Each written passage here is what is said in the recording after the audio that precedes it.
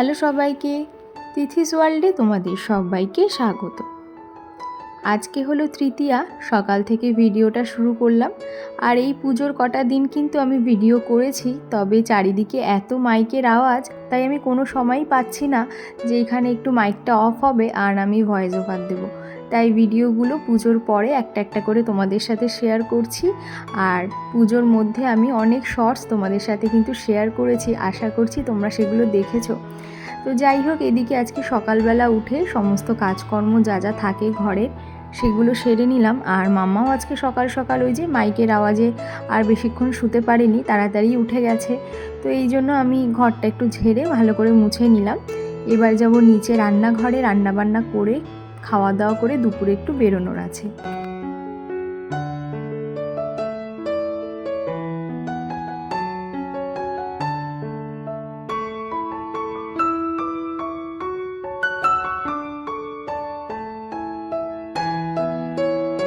নিচে এসেই দেখলাম বাবা নিয়ে এসছে বাজার থেকে ইলিশ মাছ, আর সেটা সর্ষে পোস্ত দিয়ে পাতলা করে ঝোল করবে। তো আমি না ওই সর্ষে দিয়ে ইলিশ মাছের ঝোলটা করার সাহস পেলাম না, কারণ যদি তেতো হয়ে যায়, এতটা পরিমাণ সর্ষে তো। তাই দিদাই আজকে রান্নাটা করলো, আর তার সাথে লতি চচ্চড়ি, আলু ভেন্ডি ভাজা, এগুলোও কিন্তু সকালবেলা রান্না হয়ে গেছে। দিদাই আজকে রান্নাগুলো করেছে। এখন শুধু আমি মাম্মার জন্য ইলিশ মাছের আলু কাঁচকলা দিয়ে ঝোল করব, আর তার সাথে অল্প করে চাটনি করব।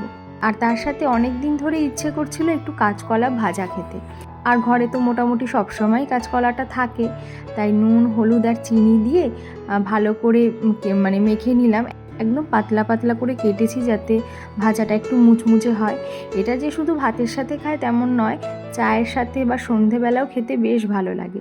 তো আজকে আর সন্ধে অবধি অপেক্ষা করতে পারলাম না, এত ইচ্ছে করছিল, তাই এই সময় ভেজে নিলাম।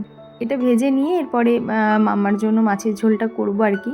তো রান্না করতে করতে তোমাদেরকে আরও একটা কথা বলি, লাস্ট দুটো ভিডিওতে আমাকে দুজন কমেন্ট করেছো, একই বিষয়ে কমেন্ট করেছে যে আমি যে ভিডিওগুলো করি সেগুলো এত পরিশ্রম করে করি, কিন্তু ভিডিও বা ক্যামেরা ধরার জন্য ভিডিওগুলো দেখতে ভালো লাগে না বা প্রপারভাবে জিনিসটা আসে না। এটা কিন্তু আমি নিজেও জানি, এবং জেনেও আমি কোনো উপায় নেই যাকে বলে। আসলে রান্নাঘরটা ভীষণ ছোট, আর কখনো মা, কখনো দিদা, কখনো আমি রান্নাঘরে কাজকর্ম করতেই থাকি রোজ সকালে।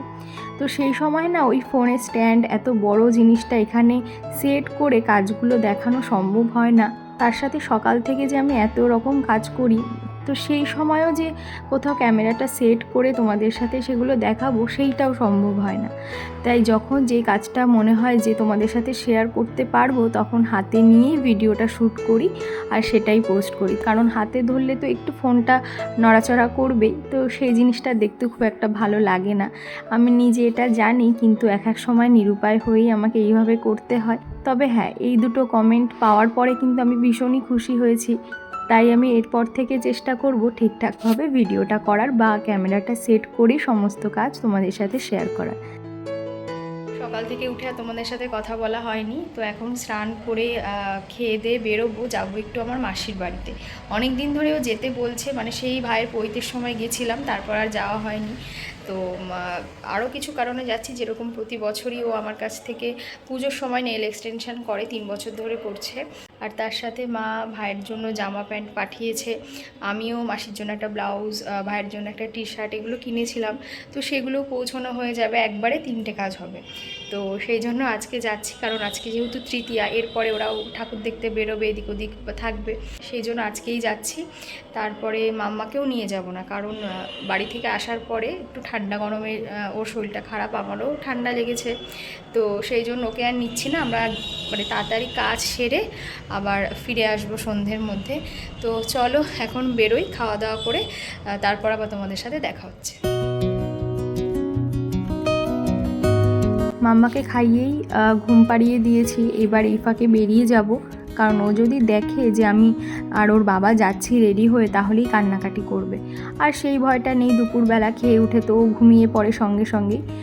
যাওয়ার আগে ছাদে যে জামা কাপড়গুলো ছিল সেগুলো তো শুকিয়েই গেছে রোদের তাপে, এগুলোকে ঘরে রেখে একবারে বেরিয়ে যাব আর কি। আর এইদিকে দেখো আমাদের পাশের মাঠে কি সুন্দর ডেকোরেশন করেছে পুজোর।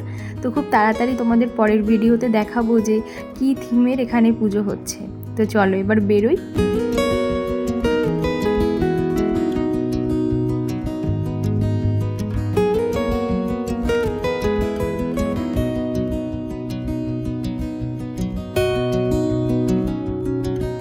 হাবড়ার ওপর দিয়ে যাওয়ার সময় যেটা চোখে পড়লো, এই যে জুডিওটা যতদূর সম্ভব এটা দ্বিতীয়ার দিন, মানে গতকালকে এটা উদ্বোধন হয়েছে। তো আমরা যদিও এখনও ঢুকিনি, আর এর মধ্যে ঢোকার কোনো ইচ্ছেও নেই, কারণ একটু আগেই মানে রাস্তা ছাড়িয়ে গেছিলো একটা লম্বা লাইনে যে গেট খুললে সবাই ঢুকবে। তো আমরা এখন ঢুকছি না, কারণ আমাদের কিছু এখন আর কেনার নেই। আর এর পরে ভিটুটাও তো আগের মাসেই ওপেন হয়েছে। তো আগের দিন ও টুকটাক কিছু কেনাকাটা করেছিল, হাবড়া এসেছিলো, তখন ওই বাজার কলকাতা থেকেও শার্ট নিয়েছিল। তো সেই শার্টটা একটু এক্সচেঞ্জ করার ছিল, যেটা বাবার জন্য কিনেছিল। তো ওটা এক সাইজ বড় লাগবে বলে সেটা এক্সচেঞ্জ করে তারপর এখান থেকে আমরা যাব। তো এখানেই অনেকটা সময় চলে গেছিলো। দুপুরবেলা তো বেরিয়েছি, ভেবেছিলাম মানে সন্ধ্যের মধ্যে হয়ে গেলে তাড়াতাড়ি ফিরে আসতে পারবো, কিন্তু এই যে এক্সচেঞ্জ করতে গিয়ে এই খোঁজাখুঁজি করতে করতে বিল করতে বিলের ওখানে তো লম্বা লাইন, যেহেতু পুজো একদম চলেই এসছে, তো এই করতে করতে এখানে অনেকটা সময় লেগেছে। তো ও বিল কাউন্টারে দাঁড়ানো ছিল বলে আমি একটু বাচ্চাদের সেকশানে গিয়ে দেখছিলাম যে শীতের কী জামা কাপড় উঠেছে, কারণ আগেরবারও এই কলকাতা বাজার থেকে মামার জন্য কিছু শীতের জামা নিয়েছিলাম, যেগুলো বেশ ভালো ছিল, মানে অনেক দিনও পরতে পেরেছে, কোয়ালিটিটা বেশ ভালোই ছিল। তাই একটু দেখে যাচ্ছিলাম। অলরেডি মা আগের দিন এখান থেকে ওর জন্য শীতের একটা জামা নিয়েছে, তোমাদের বাড়ি গিয়ে সবটা দেখাবো। এখন আর বেশি দেরি না করে আগে মাসির বাড়িতে গিয়ে পৌঁছই, তারপর তোমাদের সাথে সবটা শেয়ার করছি।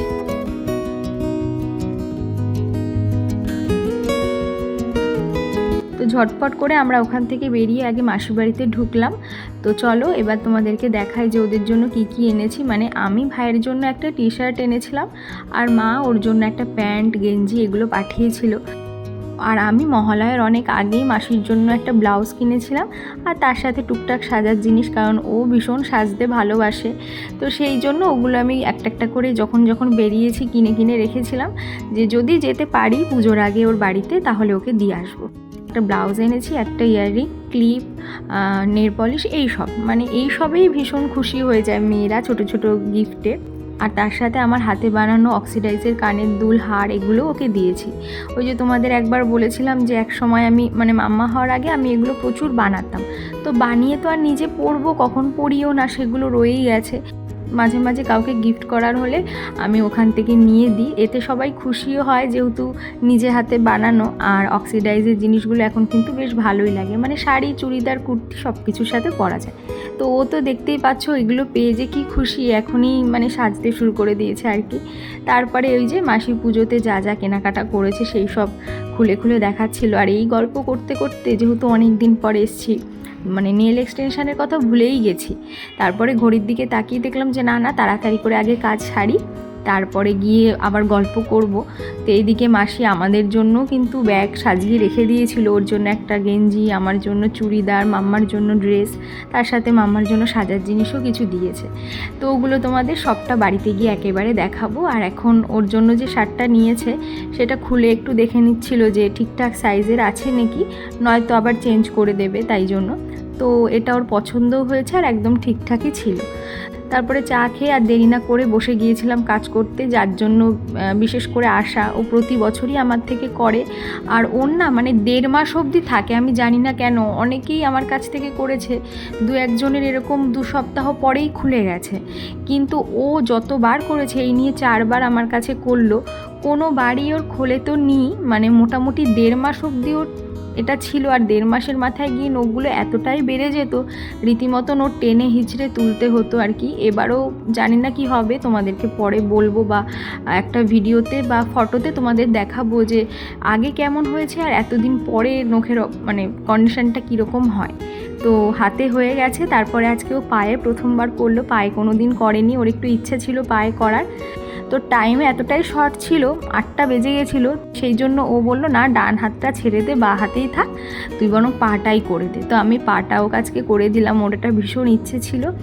খুব তাড়াহুড়োর মধ্যেই কাজটা সারলাম। তোমরা বলো যে কেমন হয়েছে আজকের কাজটা। তো তারপরে বেরোবো সেই মুহূর্তেই ও আর কি লুচি, মাংস, মিষ্টি সব সাজিয়ে নিয়ে টেবিলে আমাদেরকে ডাকছিল।